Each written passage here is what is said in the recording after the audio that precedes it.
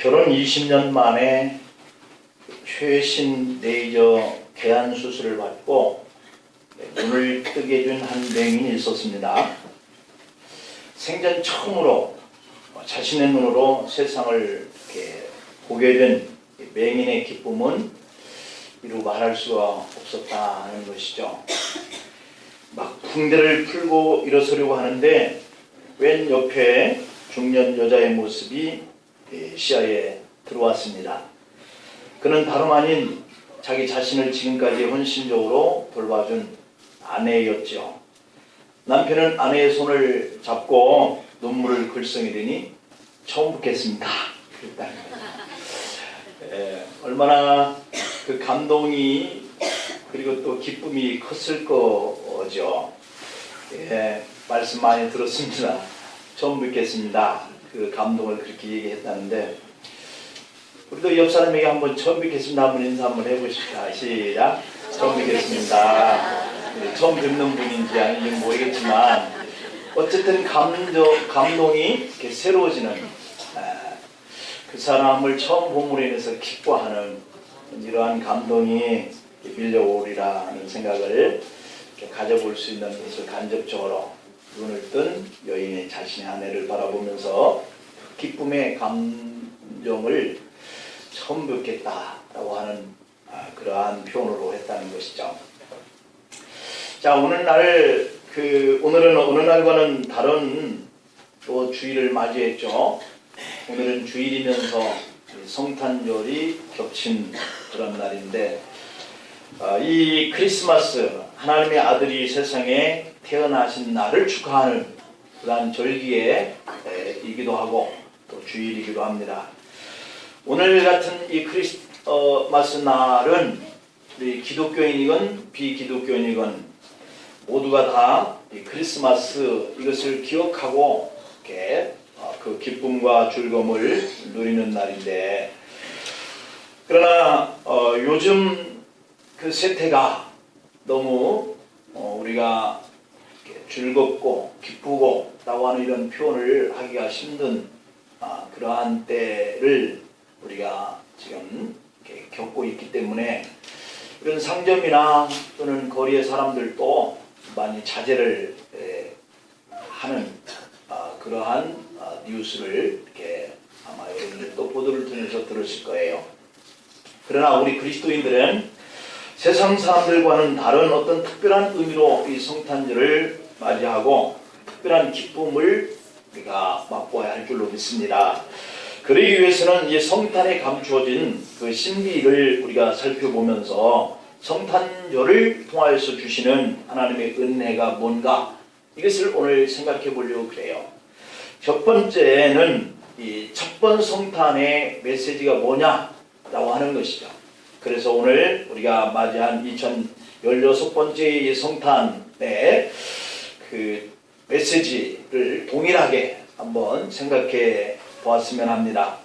하나님의 아들이 세상에 태어나셨다라고 하는 이 말은 하나님 자신이 사람이 되셨다라고 하는 그런 의미를 포함하는 거예요. 이것은 엄청난 사건이죠. 하나님이 사람이 되었다. 하나님이 사람들과 같이 되었다. 이것은 엄청난 그런 사건이 분명해요. 이사야서 7장 14절 말씀을 보면 그러므로 주께서 친히 징조를 너에게 주실 것이다. 보라, 처녀가 잉태하여 아들을 낳을 것이요 그 이름을 임마누엘이라 하라. 이렇게 말씀하셨어요. 임마누엘이라고 하는 이 뜻은 우리가 잘 아는 것처럼 우리와 하나님이 함께 계신다. 그런 의미죠. 그래서 그 의미로 하나님의 이름, 임마누엘, 하나님의 이름이라고 하는 어떤 그 의미가 우리와 함께한다. 이런 의미예요. 그러니까 이 예언을 성취하기 위해서 하나님이 나사렛에서 살고 있는 처녀 마리아에게 주목을 하셨다. 처녀 마리아에게 하나님이 주목을 하셨다. 이 처녀를 주목하는 이유는 하나님이 그와 함께 임마누엘 하기 위해서죠. 마리아는 이미 요셉이라고 하는 이 청년과 약혼 관계에 있었어요. 하나님은 오래전 예언하셨던 하나님이 사람으로 태어나는 그 일을 위해서 마리아를 주목하고 그의 태를 사용하기로 작정을 하셨다라고 하는 겁니다. 하나님이 사람이 되셨다? 그것을 성육신이라고 이렇게 표현을 하는데, 처녀의 몸에서 탄생하셨다라고 하는 이 성탄의 문제는 우리 사람들이 도무지 이해할 수가 없는 거예요. 어떻게 하나님이 사람의 그 태의 몸으로 들어와서 그 처녀가 잉태하는 것을 통해서 세상에 하나님이 사람의 몸을 입고 나섰을까? 이건 이해가 안 되는 신비한 일인 거예요. 그러므로 이런 놀라운 사건은 우리 사람들의 이성을 초월하지 아니하면 이해할 수가 없기 때문에 그 일은 신비다, 이렇게 말할 수가 있어요. 따라서 많은 사람들이 이 신비한 초자연적인 이 사건을 믿음으로 받아들이기가 쉽지 않은 거예요. 그러니 여러분들은 믿음으로 이 사건을 받아들이고 여기 계시니 축복인 줄로 믿습니다. 그러나 성경은 이 처녀가 성령으로 잉태했다라고 하는 이 사실을 명확하게 증거를 하고 있다는 거죠.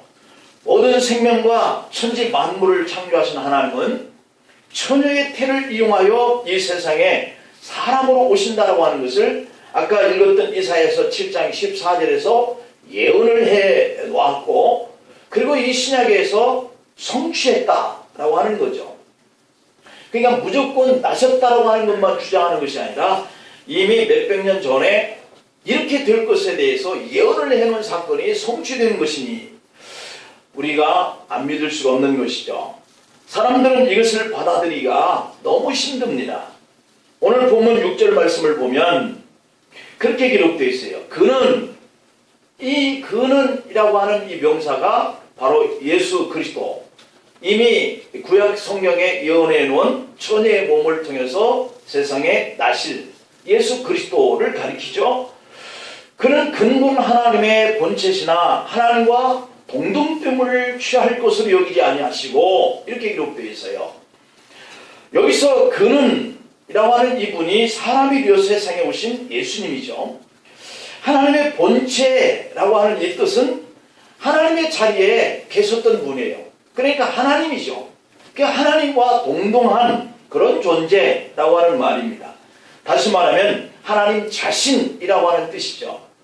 하나님 자신은 스스로 존재하신다, 이렇게 성경이 말씀하고 있거든요. 그러니까 하나님은 우리가 사람이 낳은 어떤 존재가 아닌 스스로라고 하는 분이에요. 그래서 이렇게 스스로 존재하신 분이 뭐가 답답해서 자기를 비워내고 비천한 사람의 몸으로 이 땅에 오신 것이냐 라고 하는 것이죠. 이런 하나님이 스스로 자기 자신의 하나님의 자리를 비워냈다는 얘기 아니에요. 하나님의 자리를 비우고 이 땅에 사람이 되어서 오셨다고 하는 이 사실만으로도 우리는 이 성탄일이 큰 감동이고 기쁨인 거예요. 스스로 사람이 되기 위해서 2016년 전에 한 날을 선택해서 처녀 마리아를 주목하고 그의 태의 몸을 빌려서 이 세상에 태어나셨다. 그래서 그분은 완전하신 신인 동시에 사람입니다. 완전한 사람이다. 신성으로는 하나님과 동급이고 인성으로는 사람과 동체다 라고 하는 거죠. 그러니까 하나님이시면서 동시에 사람으로 이 땅에 오셨다. 더 놀라운 사실은 사람으로 오신 이유가 우리에게는 더 큰 감동적인 거예요. 오늘 본문 7절에 볼까요? 오히려 자기를 비워 종의 형체를 가지사 사람들과 같이 두셨고, 이렇게 표현하고 있거든요. 그리고 8절에서는 뭐라 그러냐면 사람의 모양으로 나타나사 자기를 낮추시고 죽기까지 복종하셨으니 곧 십자가의 죽으심이다, 이렇게 표현합니다. 하나님으로서 자신의 영광, 그 보좌를 다 포기했다. 그리고 종의 신분인 사람의 육체의 몸을 입고 세상에 사람으로 오셨다가 그 사람들과 동등의 동체인데 그보다도 더 못했기 때문에 비워 종의 형체를 가졌다, 이렇게까지 표현하고 있어요. 다시 말하면 사람의 죄를 대신 지시기 위해서 이 세상에 오셨고, 그 죄를 대신 지신 그 공간이 바로 이 뒤에 보이는 나무 십자가다라고 하는 거거든요. 거기서 죽으셨다는 거예요. 그러니까 사람보다도 더 못한 그러한 모습으로 세상에 죽으심을 받으신 분이라고 하는 거죠. 하나님의 자리를 비워내고 종의 사람의 형체를 가지고 사람보다 더 못한 그러한 죄를 단번에 다 지시고 죽으셨다. 그러기 위해서 이 세상에 오신 분이 하나님이신 예수 그리스도인 줄 믿습니다. 이분이 바로 예수 그리스도셔요. 종으로 오셨기에 악취가 진동을 하고 양들의 배설물이 여기저기 흩어져 있는 마구의 말그릇에 자신의 태어나심을 뉘어졌다 라고 하는 거죠. 종의 모습으로 오셨기 때문에 사람들은 그분을 영접하지 않았습니다. 여러분, 우리는 외모를 보고 주님은 우리의 중심을 보신다. 그런 것처럼 우리가 겉으로 보기에 외모가 좀 더 그분에게 존경심이 가고 그분에게 뭔가 우리가 얻을 것이 좀 있을 것 같고 그분의 힘을 좀 빌릴 것 같고 하는 이런 사람들을 우리가 존경하는 거죠. 내가 생각할 때 비교해서 신분이 나보다 더 못한 것 같고 나보다 더 없는 것 같고 나보다 더 못한 사람 같은 이런 사람을 우리가 신이다, 나를 구원해줄 메시아다 라고 따를 수 있는 사람들이 많겠나? 거의 없는 것이죠. 그러나 동방박사 세 사람은 그를 영접하고 보배합을 열고 황금과 유향과 몰약을 드리면서 경배했다. 그리고 양떼를 기르는 이 목자들이 그분께 와서 경배를 하였다 라고 하는 이 사실이죠. 여러분도 믿음으로 종의 형체로 오신 하나님이신 그리스도 예수님을 영접하고 경배를 드리기 위해서 여기에 모이신 줄로 믿습니다. 그러면 그 사실이 내 마음에 은혜가 되는 거죠. 하나님이 자기를 버리고 종의 형체를 입고 말구외에 나신 그분이 나의 그 많은 죄 때문에 천국에 갈 수 없는데 지옥에 떨어져야 할 나의 이 죄를 다 담당하시고 죽으신 분이시기 때문에 그러한 분이 우리에게 얼마나 감사하고 아까 우리 찬양한 그 모습대로 그분은 찬양을 받으실 분이고 그리고 우리는 그 구원받았다고 하는 그 자체 때문에 기뻐하는 것이죠. 고통당하는 그러한 자리를 고통을 당하신 분이기 때문에 가장 잘 이해할 수 있는 분, 우리가 슬퍼할 때 우리의 슬픔이 뭔지 슬픔을 당해보셨기 때문에 아시는 분, 우리가 눈물을 흘리며 그분을 찾을 때 우리가 왜 눈물을 흘리는지 십자가에서 그 고통의 짐을 지시고 눈물을 흘리실 때 그 눈물이 뭔지를 아시는 그분, 우리가 외로울 때, 우리가 버림받을 때, 우리가 배신당할 때, 우리가 어찌할 바를 알지 못할 때 그분은 그 일들을 다 경험하셨기 때문에 알고 계십니다. 그런 거로 예수님만이 여러분들을 만져주시는 분인 줄 믿으시기를 바랍니다. 그분만이 우리와 함께 하시는 그런 분이시다. 그러기 위해서 이 땅에 오신 분이시다. 그것이 바로 성탄의 첫 번째의 신비함이에요. 만져주시고 위로하시고 우리와 함께 해주기 위해서 성탄하신 주님을 믿으시기를 축복합니다. 두 번째로는 이 진정한 성탄의 선물을 받으시기를 축복합니다. 그럼 이 진정한 선물이란 뭐냐? 사람들은 성탄절 하면 선물을 떠오릅니다. 어린아이에서부터 어른에 이르기까지. 금년 성탄절에 여러분은 가족에게 어떤 선물을 준비하셨습니까? 또 어떠한 선물을 기대하십니까? 이 선물은 모든 사람들의 마음을 흐뭇하게 하고 행복하게 만드는 거죠. 어떤 성탄절 때 가정에서 한 아빠가 어린 딸에게 크리스마스 선물을 무엇을 갖고 싶니? 이렇게 물었어요. 딸은 수줍게 남동생을 갖고 싶다고 그랬다는 거예요.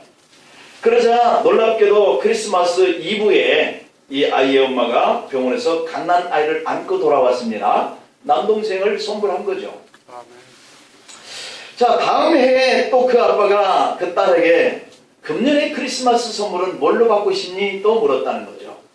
딸은 약간 망설이다가 엄마가 크게 수고스럽지 않으시면 조랑말을 갖고 싶어요 그랬다는 거죠. 또 조랑말을 낳아서 가져올 줄 알고. 꽤 어린 딸이죠. 병원에서 조랑말을 낳아서 가져올 줄 알고 조랑말을 엄마가 수고스럽지만 낳아줄 것을 원하는 이 철부지 어린 딸. 우리는 마치 세상에 살면서 크리스마스의 이 선물을 이 어린아이가 원하고 바라는 그런 선물을 기대하고 이 성탄절을 맞이하시는 분은 아마 없으리라고 생각합니다. 이 성탄절에서 우리가 기대해야 할 가장 큰 선물, 그것은 조랑말이 아니죠. 모든 사람들에게 어른아이 가리지 않고 가장 좋은 선물은 하나님은 첫 번 성탄절에 친히 사람의 몸으로 오셔서 모든 사람들에게 죄 사함을 받는 구원이라는 사랑을 선물로 주신 것을 믿기 바랍니다. 오늘 이 크리스마스 성탄이라고 하는 가장 큰 선물은 구원이라고 하는 거예요. 모든 인류에게 가장 좋은 선물을 주신 날, 모두에게 이러한 허물과 죄로 영원히 죽어야 할 그 자리에서 돌이키고 천국으로 들어갈 수 있는 그 길을 만들어주신 그 구원, 이것이 바로 우리의 선물이고 소망이 되어야 할 줄로 믿습니다. 그런 인류에게 죄였던 하나님이 그 동등된 하나님의 자리를 포기하시고 내려놓으시고 사람의 종의 형체인 모습으로 오셔서 십자가에서 우리를 구원하기 위해서 피를 흘려주셨어요. 우리가 지은 죄값을 깨끗한 분이, 죄 없으신 분이 피 흘림이 없이는 죄사함을 받을 수가 없기 때문에 하나님이신 그리스도 예수님이 스스로 자원을 해서 사람이 되어 우리 죄값으로 십자가에서 피 흘려 우리가 죽어야 할 그 자리에 대신 죽어주셨다는 거죠. 그 놀라운 일을 이루기 위해서 예수 그리스도는 2016년 전에 첫 번째 성탄, 신비한 그러한 성탄이 되게 하셨다는 거예요. 오늘 본문 8절을 보면 사람의 모양으로 나타나사 자기를 낮추시고 죽기까지 복종하셨으니 곧 십자가에 죽으십니다. 우리를 위해서 스스로 피 흘리기 위해서 이 땅에 오신 예수 그리스도, 사람의 몸을 입어야만 사람의 죄를 대신 지을 수 있기 때문에, 그러나 사람이지만 아무나 죄를 대신 지을 수가 없는 것은 죄인이 죄인을 대신해서 죽어 봐야 소용이 없는 거죠.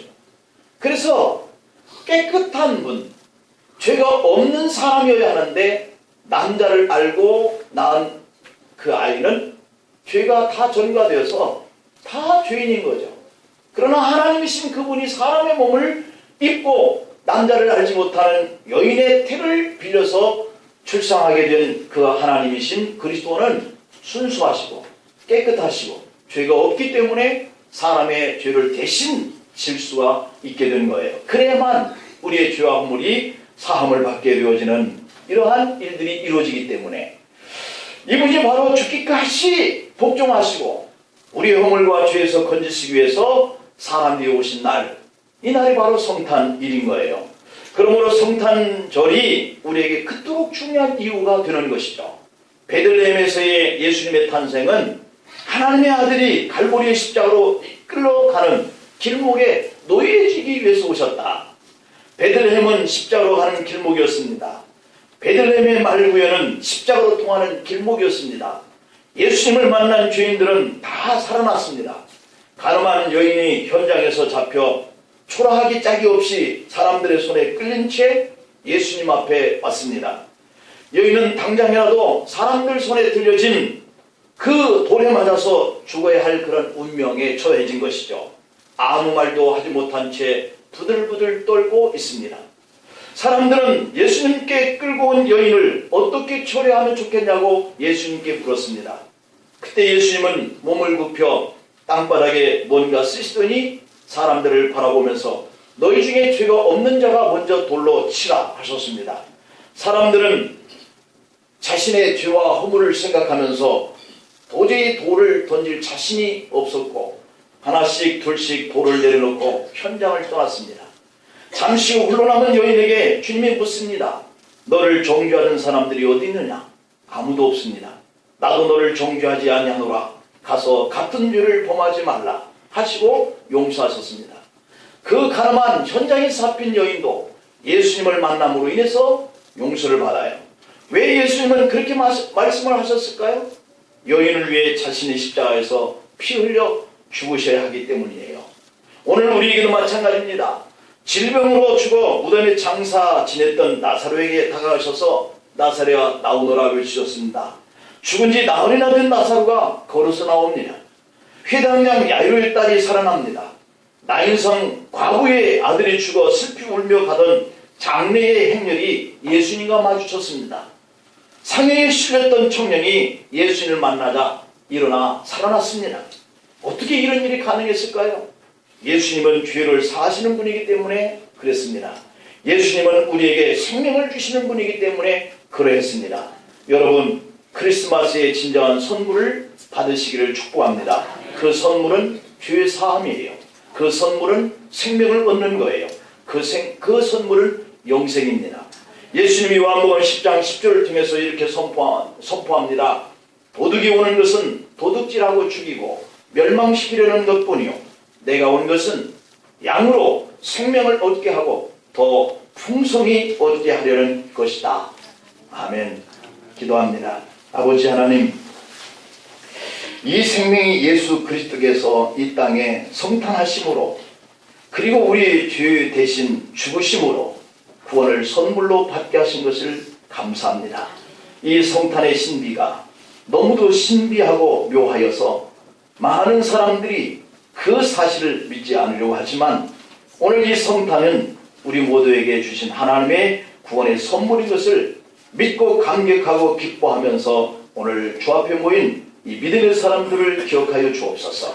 하나님의 아들이 우리와 함께하여 주시고 하나님의 아들이 종의 형체를 입고 십자가에 죽으심으로 우리에게 구원을 안겨준 이 감격과 이 감동을 늘 기쁨으로 마음에 새기고 주님 앞에 가는 그날까지 이 성탄의 그 신비함을 마음속에 깊이 새기면서 사는 저희들 되게 하여 주시옵소서.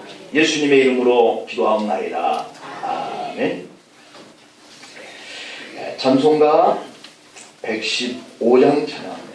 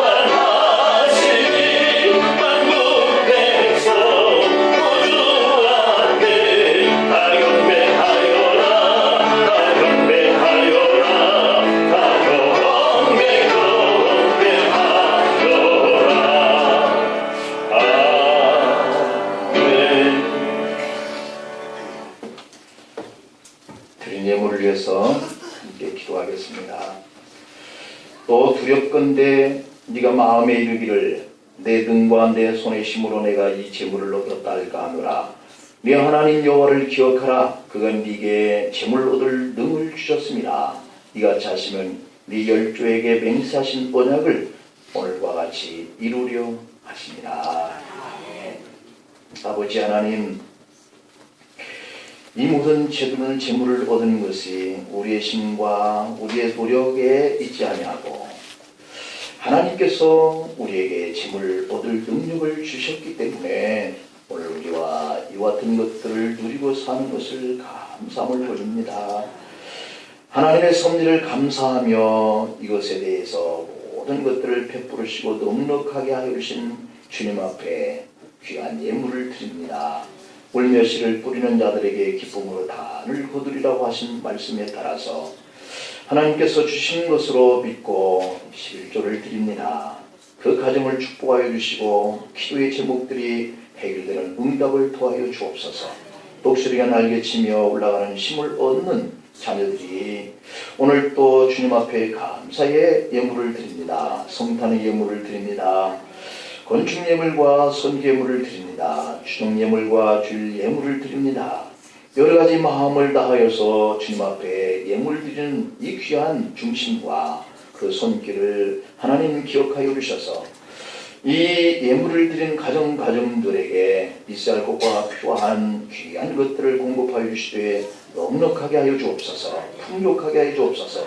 더하게 하여 주셔서 이것이 주님이 주신 은혜라고 감사와 감동이 있기를 원하고 저들이 모든 삶의 자리 속에서 쓰고도 남음이 있도록 주께서 공급하여 주시옵소서. 늘 감사하며 늘 기뻐하며 늘 즐거워하면서 주신 것들을 누리는 저희들 가정들과 자손들이 되게 하여 주시기를 원하며 이 예물이 주님 앞에 하늘 뜻을 이루어가는 일에 귀하게 쓰임받게 하여 주시기를 원합니다.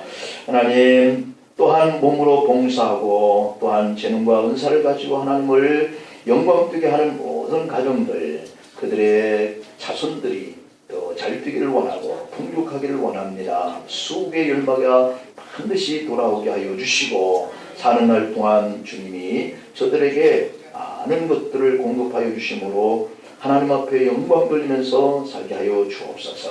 누리지 못한 귀한 마음들 안타까운 마음들 하나님 몸으로 드립니다. 시간을 드립니다. 아버지 영광을 받으시고 들을 것들이 있는 풍족한 삶이 될 수 있도록 많은 것들을 공급하여 주옵소서. 건강치 못한 우리 소들 건강을 회복시켜 주시고 감기로 많은 애를 쓰는 우리 성도들 속히 회복시켜 주시옵시고 상한 마음들 그 감정들 추스릴 수 있도록 주께서 회복시켜 주시옵소서. 감사와 영광을 주께 돌려놓고 예수님의 이름으로 축복하며 기도하옵나이다.